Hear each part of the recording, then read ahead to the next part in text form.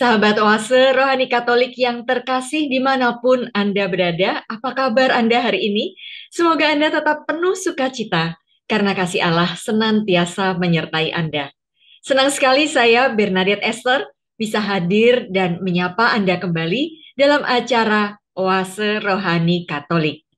Sahabat Oase Rohani Katolik, hari ini adalah pekan keempat Prapaskah, dan kita akan mendengarkan sabda Allah melalui nubuat Yehezkiel bab 47 ayat 1 sampai 9 dan ayat 12 serta Injil menurut Yohanes bab 5 ayat 1 sampai 3a dilanjutkan ayat 5 sampai 16.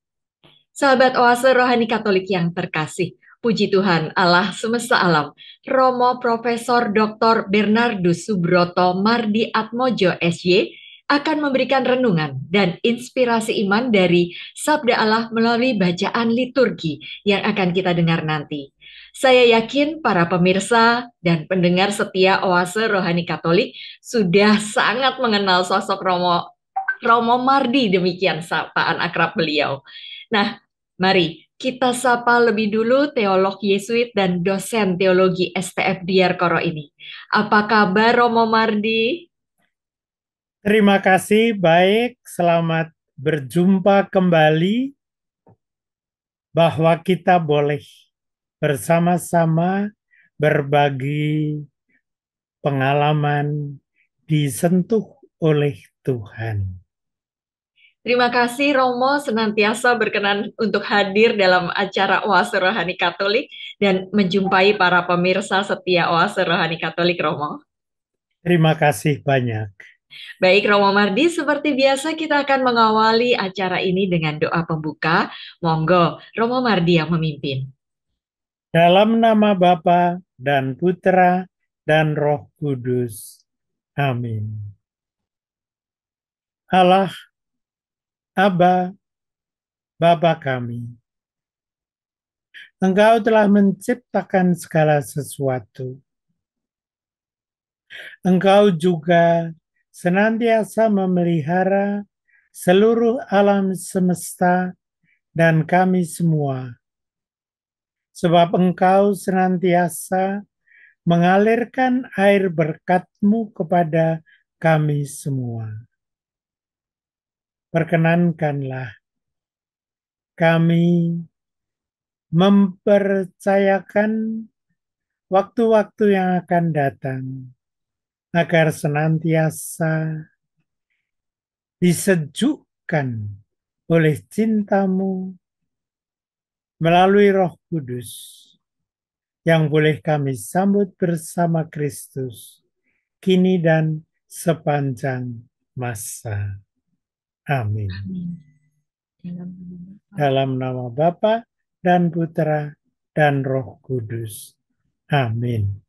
Sahabat Oase Rohani Katolik yang terkasih, antifon pembuka, Tuhan bersabda, kalian yang haus, datanglah ke sumber air, dan kalian yang tak mampu membayar, mari datanglah dan minumlah dengan gembira. Bacaan dari nubuat Yehezkiel. Kata Nabi, seorang malaikat membawa aku ke pintu bait suci, dan sungguh ada air keluar dari bawah ambang pintu bait suci dan mengalir menuju ke timur, sebab bait suci juga menghadap ke timur. Air itu mengalir dari bawah bagian samping kanan dari bait suci, sebelah selatan mezbah. Lalu malaikat itu menuntun aku keluar melalui pintu gerbang utara, dan dibawanya aku berkeliling dari luar menuju gerbang yang menghadap ke timur. Sungguh, air itu membual dari sebelah selatan. Lalu malaikat itu pergi ke arah timur dan memegang tali pengukur di tangannya. Ia mengukur 1000 hasta dan menyuruh aku masuk ke dalam air itu. Dalamnya sampai di pergelangan kaki. Ia mengukur 1000 hasta lagi dan menyuruh aku masuk sekali lagi ke dalam air itu. Sekarang sudah sampai di lutut. Kemudian ia mengukur 1000 hasta lagi dan menyuruh aku ketiga kalinya masuk ke dalam air itu. Sekarang sudah sampai di pinggang.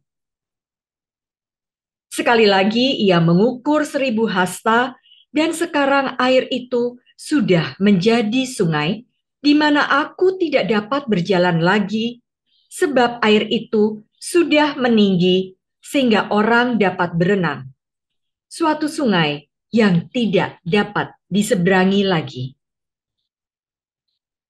Lalu malaikat itu berkata kepadaku, "Sudahkah engkau lihat, hai anak manusia?"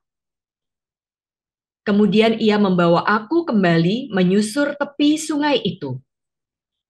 Dalam perjalanan pulang, sungguh, sepanjang tepi sungai itu ada amat banyak pohon, di sebelah sini dan di sebelah sana. Malaikat itu berkata kepadaku, "Sungai ini mengalir menuju wilayah timur dan menurun ke Araba Yordan dan bermuara di Laut Asin. Maka air laut yang mengandung banyak garam itu menjadi tawar. Kemana saja sungai itu mengalir, segala makhluk yang berkeriapan di dalamnya akan hidup. Ikan-ikan akan menjadi sangat banyak, sebab kemana saja air itu sampai, air laut di situ menjadi tawar. Dan kemana saja sungai itu mengalir, semua yang ada di sana hidup."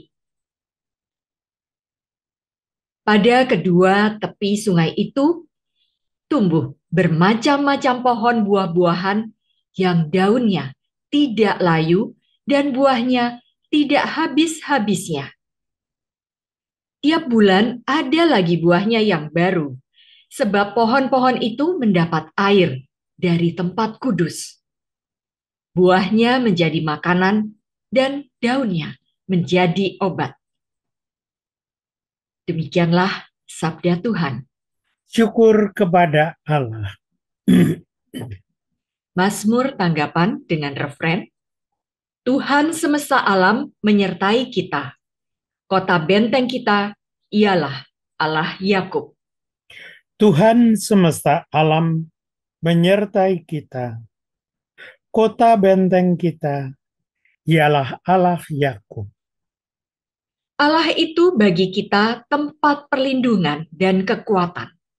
Sebagai penolong dalam kesesakan sangat terbukti. Sebab itu, kita tidak akan takut sekalipun bumi berubah, sekalipun gunung-gunung goncang di dalam laut. Tuhan semesta alam menyertai kita. Kota benteng kita ialah Allah Yakub. Kota Allah, kediaman yang maha tinggi, disukakan oleh aliran-aliran sebuah sungai. Allah ada di dalamnya. Kota itu tidak akan goncang. Allah akan menolongnya menjelang pagi. Tuhan semesta alam menyertai kita. Kota benteng kita ialah Allah Yakub. Tuhan semesta alam menyertai kita. Kota benteng kita ialah Allah Yakub. Pergilah, pandanglah pekerjaan Tuhan yang mengadakan pemusnahan di bumi. Tuhan semesta alam menyertai kita. Kota benteng kita ialah Allah Yakub.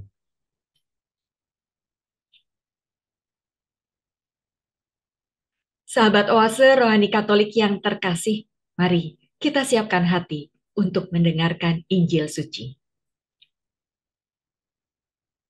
Ciptakanlah hati yang murni dalam diriku, ya Allah. Berilah aku sukacita karena keselamatanmu. Tuhan bersamamu Dan bersama rohmu, Inilah Injil suci menurut Yohanes. Dimuliakanlah Tuhan.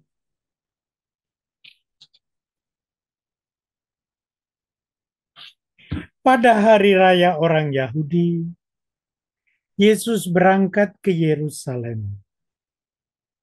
Di Yerusalem, dekat pintu gerbang domba, ada sebuah kolam yang dalam bahasa Ibrani disebut Betesda. Serambinya ada 5, dan di serambi-serambi itu berbaring sejumlah besar orang sakit. Ada di situ seorang yang sudah 38 tahun lamanya sakit. Ketika Yesus melihat orang itu berbaring di sana, dan karena ia tahu bahwa ia telah lama dalam keadaan itu, berkatalah ia kepadanya, "Maukah engkau sembuh?" Jawab orang sakit itu kepadanya, "Tuhan, tidak ada orang yang menurunkan aku ke dalam kolam itu apabila airnya mulai goncang, dan sementara aku sendiri menuju kolam itu, orang lain sudah turun mendahului aku." Kata Yesus kepadanya, "Bangunlah, angkatlah tilammu, dan berjalanlah." Dan pada saat itu juga sembuhlah orang itu, lalu ia mengangkat tilamnya dan berjalan. Tetapi hari itu adalah hari Sabat. Karena itu orang-orang Yahudi berkata kepada orang yang baru sembuh itu, "Hari ini hari Sabat, dan tidak boleh engkau memikul tilammu." Akan tetapi ia menjawab mereka, "Orang yang telah menyembuhkan aku, dia yang mengatakan kepadaku, 'Angkatlah tilammu dan berjalanlah.'" Mereka bertanya kepadanya, "Siapa orang itu yang berkata kepadamu, 'Angkatlah tilammu dan berjalanlah'?" Tetapi orang yang baru sembuh itu tidak tahu siapa orang itu, sebab Yesus telah menghilang di tengah-tengah orang banyak di tempat itu. Kemudian, ketika bertemu dengan dia dalam bait Allah, Yesus berkata kepadanya, "Engkau telah sembuh, jangan berbuat dosa lagi, supaya padamu jangan terjadi yang lebih buruk." Orang itu keluar, lalu menceritakan kepada orang-orang Yahudi bahwa Yesuslah yang telah menyembuhkan dia. Dan karena itu, orang-orang Yahudi berusaha mengenaya Yesus, karena ia melakukan hal-hal itu pada hari Sabat. Demikianlah sabda Tuhan. Terpujilah Kristus. Ya, Romo Mardi, tadi dari bacaan pertama yang kita dengar dari nubuat Yehezkiel, dikisahkan bahwa Allah menaruh dalam hati Nabi Yehezkiel suatu penglihatan akan air yang mengalir dari pintu bait Allah untuk membawa penyembuhan, ya Romo. Apa Benar. inspirasi iman yang hendak Romo sampaikan kepada kami? Inspirasi iman banyak, tetapi saya tertarik untuk berbicara melalui inspirasi manusiawi. Dan inspirasi manusiawi itu, mohon maaf, berkaitan dengan seseorang yang namanya Esther. Saya kenal dengan seorang yang namanya Esther. Dan saya kenal Esther dalam kerangka air yang mengalir, yaitu sungai. Bacaan yang pertama Yeskiel erat berkaitan dengan air yang mengalir. Dan air yang mengalir di sini bukan air banjir, entah dari Ciliwung atau Citarum atau Sungai Progo dan sebagainya. Bukan. Yang diceritakan di sini sangat istimewa, yaitu air yang mengalir dari bait suci. Dan ini sungguh memikat. Mengapa? Karena kalau kita ingat sejarah Israel, jangan kita lupa bahwa bait suci bersumber pada sejarah Israel yang menggambarkan Israel dalam perjalanan di gurun. Saya tidak tahu apakah Anda pernah jalan di gurun. Bisa di sungai yang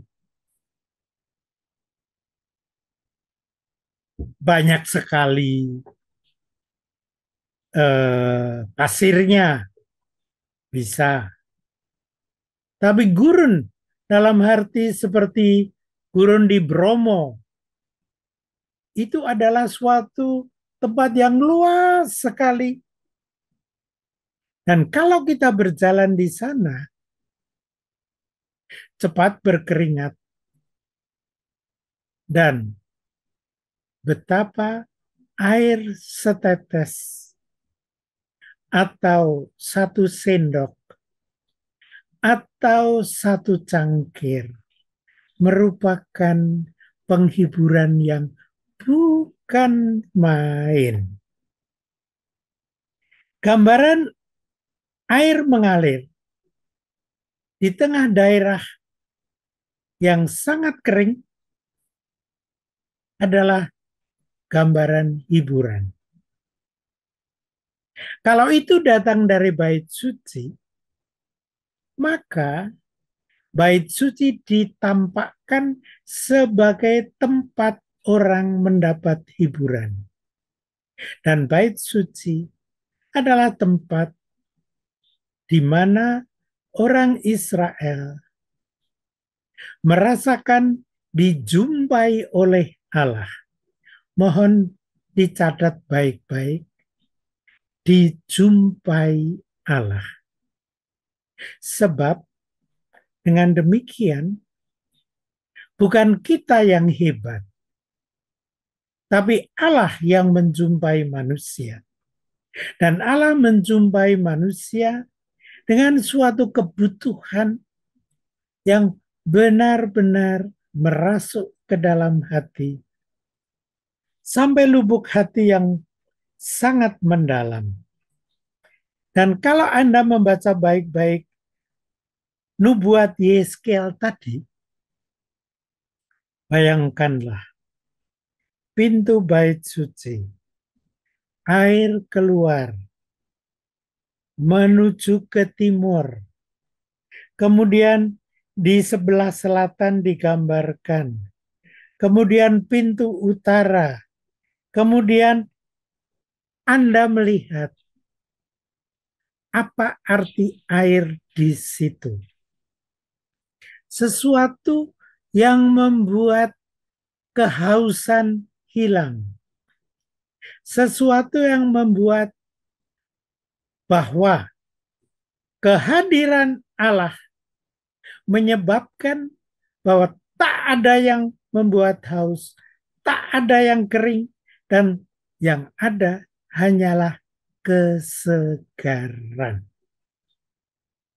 Kalau Anda membaca banyak sekali syair-syair di seluruh dunia, salah satu yang memikat kerap kali adalah air. Air yang menyebabkan orang merasa.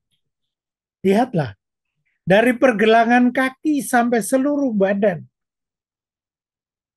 itu adalah air yang berasal dari Tuhan. Atau sekarang kita bisa memandangnya bahwa bagi orang Israel, Allah adalah sumber kesegaran hidup. Sehingga yang tadi saya ceritakan mengenai Esther yang ku kenal, Anda bisa membayangkan bahwa pertemuan dengan Esther, pertemuan dengan air yang dari Tuhan, adalah pertemuan yang menyegarkan dan membahagiakan. Sedemikian sehingga lihatlah, diukur 1000 hasta, 1000 lagi, dan seterusnya dan sebagainya, sehingga orang dapat berenang, bersukaria, dan mendapat kesegaran. Itulah perjumpaan kita dengan rahmat Allah. Mungkin Anda masih ingat bahwa malaikat Gabriel mengatakan kepada Bunda Maria, engkau yang penuh rahmat, diberi oleh Allah sendiri. Dengan kata lain, dalam kisah yang tadi dibacakan pada bacaan pertama, Allah memberi kesegaran. Tidak hanya itu, karena lalu dikaitkan dengan garam, yang nanti oleh Yesus juga akan disebut. Diberi katakan juga makhluk yang berkeriapan di dalamnya. Banyak rumah-rumah kita mempunyai tempat di mana ada kolam, banyak ikan. Dan dengan demikian, lalu subur. Jadi tidak hanya segar, tapi juga subur. Tumbuh-tumbuhan menjadi segar, ada bunga, ada buah-buahan, ringkasnya. Ada Tuhan, ada kesegaran, ada kegembiraan, dan sekarang kita ngomong modern, ada kesehatan. Inilah muara dari zaman COVID dan Corona menjadi waktu segar yang datang dari Allah. Marilah kita mensyukuri itu, Saudari Bernadette Esther. Injih Romo Mardi, sahabat oase rohani Katolik yang terkasih, seperti yang sudah Romo Mardi katakan tadi, Allah adalah sumber kesegaran hidup, menyegarkan dan menggembirakan. Maka mari percayakan diri kita kepada Sang Pencipta dan penyelenggaraan ilahi. Kita akan jeda sejenak untuk mengendapkan apa yang telah Romo Mardi sampaikan tadi, dan setelah jeda, kita akan mendengarkan inspirasi iman dari Injil Yohanes. Tetaplah bersama kami.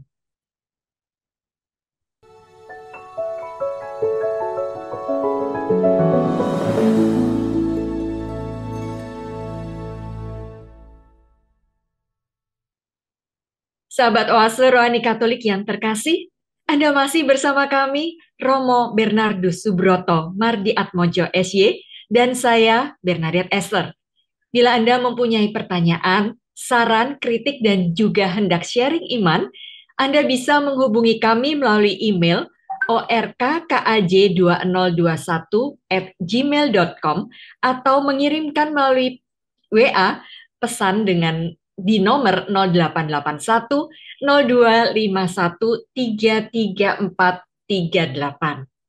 Nah, Romo Mardi, dari bacaan Injil tadi, penginjil Yohanes mengisahkan perjumpaan Yesus dengan orang yang sudah sakit selama 38 tahun, bukan waktu yang sebentar ya, dan tentu saja dia sangat menderita ya Romo, dan dia ditinggalkan sendirian tanpa ada yang peduli untuk membantunya.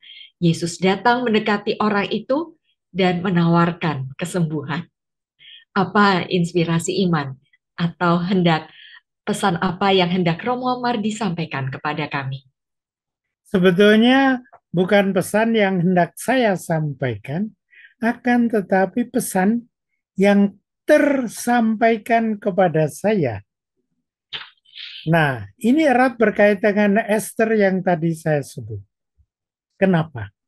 Karena itu erat berkaitan dengan Yohanes bab 5 mengenai orang yang disembuhkan. Anda mengatakan sekian puluh tahun orang itu sakit. Saya lebih cenderung memihak segi lain, orang itu sebentar lagi disembuhkan. Kenapa? Karena erat berkaitan dengan air yang tadi sudah saya sentuh juga. Kenapa?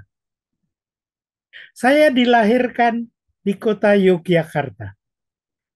Dan di Yogyakarta ada suatu tempat, koknya yang sama, mirip sekali dengan yang diceritakan oleh Yohanes, yaitu rumah sakit Bethesda. Ini adalah sesuatu yang pasti bukan kebetulan. Sebab dalam rumah sakit Bethesda berkumpul banyak teman-teman saya karena sekitar 300-500 meter dari rumah sakit Bethesda terhampar sekolah tempat saya belajar teologi, belajar membaca Alkitab, yang antara lain cerita mengenai pintu gerbang domba. Ada sebuah kolam yang dalam bahasa Ibrani disebut Bethesda. Ada banyak teman yang di Bethesda melayani sebagai perawat, sebagai dokter, dan sebagai pengunjung saja. Nah, ini yang memikat saya. Kenapa? Sekali lagi, pasti tidak kebetulan bahwa hari ini saya diajak untuk merenungkan seseorang yang disembuhkan di Bethesda. Tak sedikit jumlah teman saya, ya perawat, ya dokter dari Bethesda, ya pasien yang dari Bethesda juga, dan kerap kali saya lewati. Mengapa bagi saya itu penting? Karena setiap kali hati, ini bukan soal biokimia, biologi, dan soal obat-obatan, tapi soal suatu tempat di mana kalau orang ke situ ada kesegaran, ada penyembuhan. Dan Bethesda bersama dengan saudari kita yang mau sembuh oleh sentuhan Tuhan Yesus, di Bethesda tidak hanya disentuh sehingga sembuh dari sisi fisik, sangat banyak dari mereka yang sembuh juga secara rohani. Bagi saya, hal ini merupakan suatu perpaduan yang sangat indah. Sekarang perhatikan satu poin kecil, satu butir kecil. Dia mengatakan, Tuhan, tidak ada orang yang menurunkan aku ke dalam kolam itu apabila airnya mulai goncang. Banyak orang kita tahu, baik di Jogja dekat Bethesda, seluruh DIY maupun daerah di Jawa Tengah, di Jawa, di Indonesia, yang barangkali juga mengatakan tidak ada orang yang menurunkan aku ke dalam kolam untuk mendapat penyembuhan dari Tuhan. Ya penyembuhan fisik, ya penyembuhan hati, perasaan, tapi yang lebih agung lagi, penyembuhan rohani. Dan kita tahu ada statistiknya bahwa melalui pelayanan orang sakit seperti yang dilakukan oleh Tuhan Yesus ini, orang-orang dapat sampai kepada Tuhan, disegarkan hidupnya, dibawa masuk dalam keluarga Allah. Sangat banyak. Dan pelayanan kesehatan adalah bagian yang sangat penting. Kalau tadi disebutkan juga mengenai kita tadi membaca perihal Allah yang menyembuhkan melalui buah yang menjadi makanan dan daunnya menjadi obat. Jamu-jamu ditangkap orang sebagai bagian dari penyelenggaraan ilahi Allah yang pada hemat saya merupakan suatu tanda dan sarana, dalam bahasa teologis disebut sakramen, yang menyebabkan orang disembuhkan dari sakit dan dari dosa. Oleh sebab itu, saya sangat terhibur melihat begitu banyak orang yang seringkali selama 2-3 tahun terakhir ini menolong orang sakit. Begitu banyak orang, puluhan tahun, menolong orang sakit. Dan saya yakin banyak sekali ibu-ibu yang membuang waktu dan hati agar supaya dapat merawat anaknya atau keluarganya yang sakit. Saudari Bernadette Esther, Tuhan menyelamatkan, menyembuhkan melalui para saudari dan saudara kita. Bahkan orang yang sakit pun dapat menjadi sarana penyembuhan bagi orang lain apabila orang melihat ini orang lemah, ini orang kurus, ini orang sakit, kok mau memperhatikan saya yang juga sakit. Apa artinya? Artinya tidak peduli sehat, tidak peduli sakit, kita dipanggil oleh Tuhan saling membantu, saling menguatkan supaya dapat menerima kesegaran dari air rahmat Allah. Dan karena itu membaharui iman kepada Allah, pencipta hidup, penyegar hidup, dan muara hidup kita. Saudari Bernadette Esther yang terkasih, marilah kita saling membantu apabila kita sakit. Marilah kita mendampingi saudari-saudara kita yang sakit. Juga para saudari dan saudara yang sudah sampai pada usia glamur, golongan lanjut umur. Ada banyak di antara kita yang membutuhkan sekedar kontak, perhatian, kunjungan sedemikian sehingga bagi dia Allah sungguh hadir dalam diri banyak saudari dan saudara yang menaruhkan cinta kasih kepada dia dalam kunjungan atau pengobatan dan apapun juga yang menyegarkan hidup. Inge Romo Mardi, tetapi saya tadi juga tertarik terhadap apa yang Romo sebutkan bahwa melayani penyembuhan yang dilakukan bukan saja hanya fisik, tetapi hati juga, perasaan juga, dan terlebih penyembuhan secara rohani.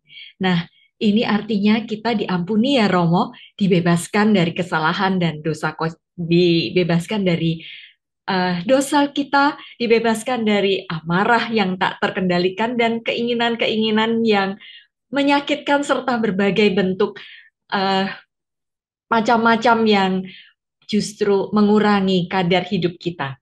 Jadi kalau Tuhan datang dan bertanya, maukah engkau sembuh? Artinya kita mendapat pengampunan ya Romo. Benar, kita mendapat pengampunan dan kita didorong oleh Allah untuk saling mengampuni. Pernah Yesus mengatakan, kalau kamu menghadap ke altar dan kamu ingat ada saudarimu, saudaramu yang marah, coba stop dulu, berdamailah dengan saudaramu. Saya kira Tuhan Yesus itu adalah sahabat kita yang mengingatkan peristiwa-peristiwa persaudaraan, persahabatan yang sangat sederhana. Kecil atau besar, saya pasti pernah bersalah. Kecil atau besar, saudari-saudara kita pasti pernah bersalah. Tapi Tuhan Yesus mengharapkan, marilah kita saling menguatkan, meneguhkan, sehingga kesegaran air rahmat melimpah pada kita dan keluarga dan komunitas kita terdamaikan dalam rahmat kasih Allah. Nggih, Romo. Dan tadi kalau kita bicara tentang air yang segar, Romo Mardi juga mengingatkan ada baiknya kita menjadi air segar itu sendiri dengan misalnya katakan menemani para lanjut usia, terutama mereka yang saat ini benar-benar sendirian dan berada mungkin di panti werda atau yang sedang sakit di rumah sakit. Dan kita juga bisa membawa kolam Bethesda, kolam tempat penyembuhan itu bagi mereka ya Romo. Betul, maka lalu seluruh alam penuh dengan glamur, golongan lanjut umur, tetapi dalam arti lanjut terus umurnya dipersembahkan bagi Tuhan. Kita saling mendoakan. Oke. Sahabat rohani Katolik yang terkasih, kita sudah mendengarkan begitu banyak pesan Romo Mardi bagi kita yang sungguh menggugah dan menguatkan iman kita. Matur nuwun untuk renungannya Romo Mardi. Para Kembali. pemirsa serta pendengar setia Oase Rohani Katolik yang terkasih, kini kita sudah berada di penghujung acara. Kita akan mengakhirinya dengan doa penutup dan menerima berkat Allah melalui Romo Mardi. Monggo Romo. Dalam nama Bapa dan Putra dan Roh Kudus. Amin. Allah dan Bapa kami, sejak Taman Firdaus, Engkau sudi menyediakan kesejukan dan kesegaran bagi seluruh ciptaan, juga bagi kami. Dalam perjalanan di gurun, Engkau memberikan kesegaran kepada kami. Dalam perjalanan tanpa batas, Engkau memperkenankan kami. Kau sirami dengan rahmat cintamu. Kami mempercayakan para saudari dan saudara kami yang sakit, terutama para saudari dan saudara yang sudi menemani saudari dan saudara yang sakit atau membuatkan obat, jamu, dan berbagai macam cara penyehatan. Kami mempercayakan mereka semua pada kerahiman dan cinta kasih-Mu dalam nama Bapa dan Putra dan Roh Kudus.